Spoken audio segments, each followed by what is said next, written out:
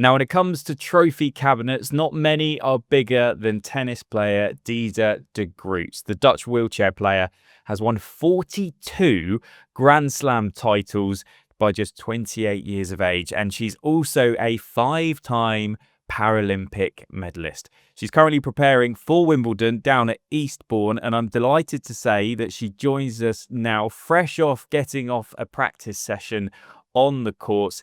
Diede, hello and welcome to this Sporting Planet. Hello. So, what does your preparation for Wimbledon look like in the run-up to the tournament? Actually, it looks really good this year. We have two great preparation tournaments, one combining WTA and ATP at Eastbourne. So that's exciting. And then the other one will be at Roehampton, and we'll have our own separate tournament and then going to Wimbledon. So actually, a lot of preparation this year. And what do you look forward to most about coming to Wimbledon, or even the run-up, just kind of the whole kind of everything that wraps around it when you come to Wimbledon every year? You know what? Like Wimbledon for us is so special. It completely changes the game. It does for the able-bodied players, but for us, it's physically so demanding. So yeah, it's always like a challenge. I see it as some sort of a puzzle, which it excites me, and I'm really happy to be back playing puzzles or doing puzzles. Doing puzzles, making puzzles, whichever way you want to put it, I guess. Now, I think I'm right in saying you've won 6 singles titles and 3 doubles titles at Wimbledon. It's not a bad resume, is it, Diede? Is there a particular victory that stands out? Might it be the first, or is there another one? Definitely the first ever Wimbledon was also my first ever Grand Slam. So um, undeniably one of my favorites. I also remember actually being injured for one of my Wimbledon titles. I only got to Wimbledon very short notice, and it wasn't as much as that I was injured. It was more um, just the preparation ahead because I didn't really have a lot of time. And then when I got the positive or the go from the doctors, they said, you know what, it's just pain, but you cannot make it any worse, or it will not last any longer if you go to play. And I thought, you know what, just switch the button and just go for it. And yeah, it was amazing to then still be able to win it, even though it was much tougher because I wasn't actually playing too good. But yeah, I had some really special ones here. Yeah. And you mentioned injuries there. It's been probably a tough 12 months for you going through the surgery after the Paralympic Games and then all the recovery. How have you felt coming into 2025 and I guess these summer tournaments in particular after that long layoff for the recovery? Yeah, I have not had a break from tennis for this long since I actually started playing tennis. Um, it for me it was like both. I had to recover from the surgery, but also I needed a little mental break as well, which was really good for me to really just I don't know, sit back, but um, look back as well, see whatever beautiful things I had done in the past, and also what was up for me next in the future of my tennis life. So I knew I wanted to come back, but I didn't know how or at what moment. And I think it was around March where I said, you know what, I want to be playing Roland Garros again. So that's when sort of my head went back into tennis, and from there I just started to play again. And what was it like going back out onto the court of Roland Garros after so long Uh, away from tennis? crazy, especially because it was the place where I stopped as well after the Paralympics. Um, like it's in trainings, I felt like my level was pretty good. Like I was hitting the right shots, I was making the right decisions, but then changing that to playing matches again, it was completely different. I did not know what I was doing. I didn't feel like I had a game plan. Like it was all over again. So that was a really funny experience, which like I said, I never been out of the game for that long. So for me, it was really like an eye opener what like rhythm, just playing many matches in a row does to your game. So yeah, I'm trying to get that back now. Yeah, fantastic. as you said, you hadn't ever taken as long off as you had, but at the same time, you'd won a lot of tournaments in a row. Domination isn't a word that's used lightly in sport, but I think we could use that about you and the titles you won. Coming up to Wimbledon this year, it's been nearly a year, hasn't it, since your last Grand Slam title? Now, obviously, there's very obvious reasons for that with the recovery, but how hungry are you to get back amongst the trophies? Because it's not been that long. You haven't had that long in your career, right, since you've won a trophy. No, I think like after the break that I had, I'm very realistic of my performances. Like I'm not um let's put it this way, like it would be so strange if I was out of the game for a year and then coming back straight into winning titles again. So I'm very realistic on um maybe my chances, or maybe even just not winning this year, which obviously I'm gonna try my best, and I'm gonna give it all. But yeah, I'm really just happy to be back and to be playing and to be enjoying it again, because that's something that I missed a little bit. Yeah, fantastic. It's nice to see you've got a smile on your face as well, because I can tell that. Do you have like a renewed love and passion for the game since you've come back? I think so, yeah. So before, like I would say 1.5 years ago, the only goal I had was winning the gold medal in Paris, and like I focused and I pinpointed on that so much that I completely lost all of the love for the game. I lost other goals. I lost the motivation to maybe try different things. Whereas now I feel like I have to do it differently because I cannot go back to not enjoying the game anymore. So yeah, in doing it differently, I guess I am trying to find the happy and the fun moments as well. So, and it's working, so that's good. Glad to hear it. Um, in terms of other players on tour, because whilst you've been away, you've won everything. It gives a chance for some other people to win some things whilst you've been going through your recovery.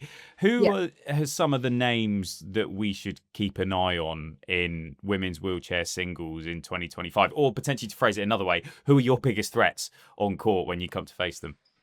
I mean, one of the biggest ones, which has been my biggest rival throughout my whole career, is obviously Yui Kamiji, currently number one and has won both Roland Garros and Australian Open. So she's a really big one for the title now.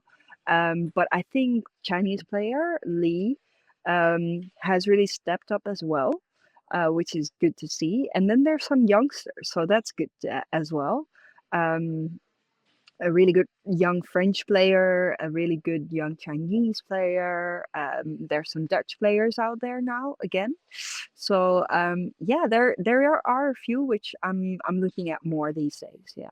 Yeah, and Yui Kamiji, I wanted to ask you about actually. What's your relationship like with her? Are you friends except when you're playing on the court, or is it kind of friendly rivalry? What's it like?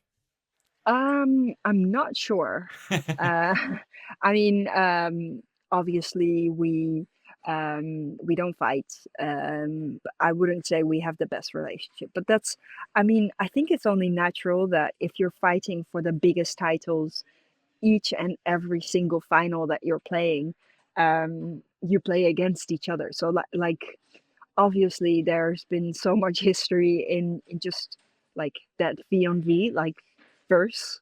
There's not been a lot of together. So yeah, I wouldn't say we have the best relationship, but at the same time we're really friendly to each other, and we yeah, we're good. Fantastic. Respect, right? Ultimately, if you're Yeah, both just competing at the respect. top of your game.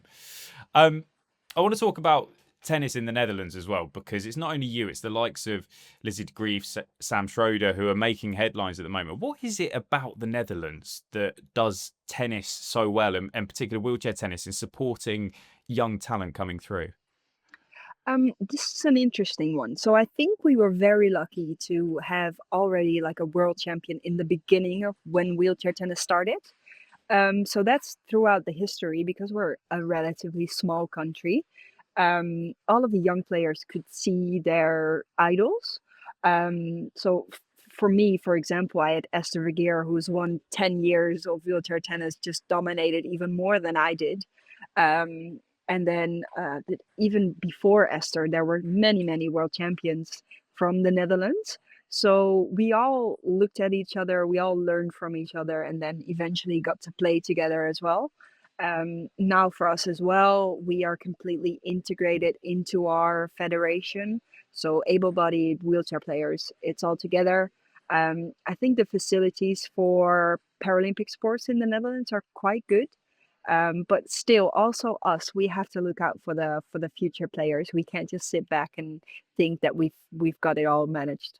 Yeah. So if the Netherlands are doing it well, just more broadly, what's the state of wheelchair tennis across the globe, and is there still more work to do to improve the facilities, improve the coaching, improve the support, do you think?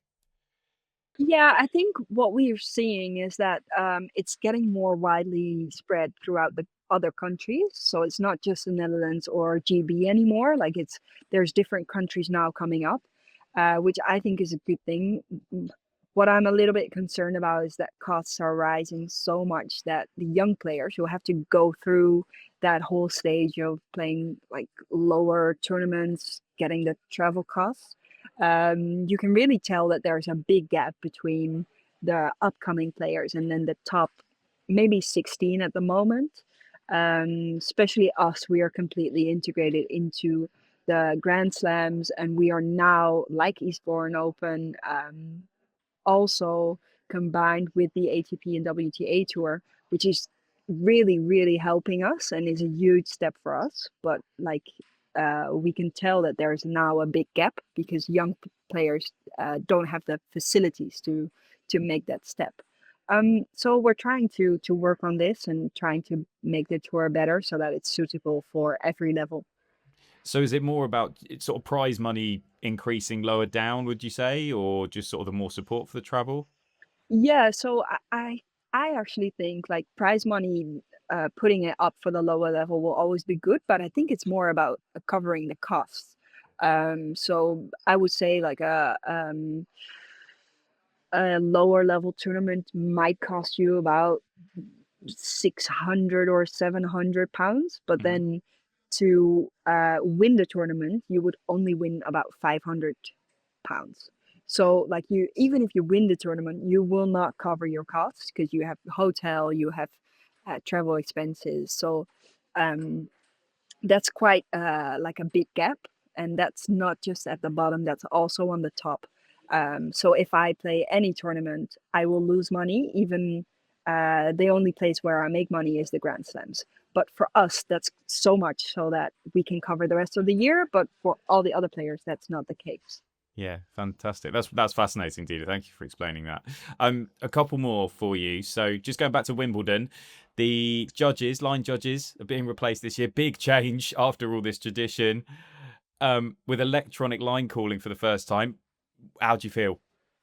I'm actually a little bit sad. Like I think at some point we were going to go there. But I loved that Wimbledon was sticking to their traditions.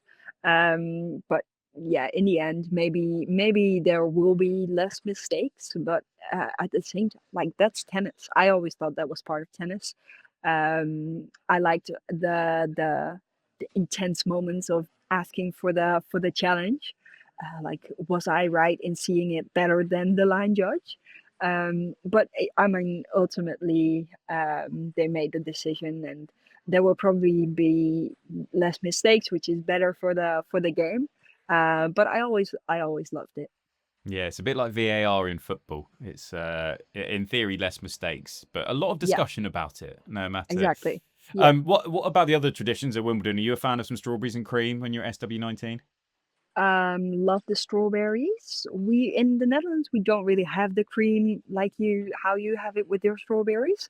So I'm more of like a whipped cream kind of girl. Oh, nice. But still, yeah, love the strawberries and cream. And then I was once a spectator where that was the year that I loved the pimps as well. But yeah, many really good traditions. Wimbledon for sure is my favorite. Fantastic. And just finally, what does life look like for you in the rest of 2025 after Wimbledon? Life in general. Yeah, life in general, or your, tennis. Go, where are you heading next? So, like I said, I'm really trying to get back in the rhythm. So playing as much as I can will be the main goal. Working towards US Open after Wimbledon, and then we actually have quite a lot of hardcore tournaments in later in the year, so that's going to be interesting as well. And besides that, have a really nice summer, enjoy it. Like I said, I want to do things differently, so enjoy the summer with my friends and my family, and then yeah, it's going to be a good one. Fantastic, Diede. Well, good luck for Eastbourne, for Roehampton, for Wimbledon. I'll be at those events, or I might well see you there. And thank you so much for joining us on this Sporting Planet. Thank you so much.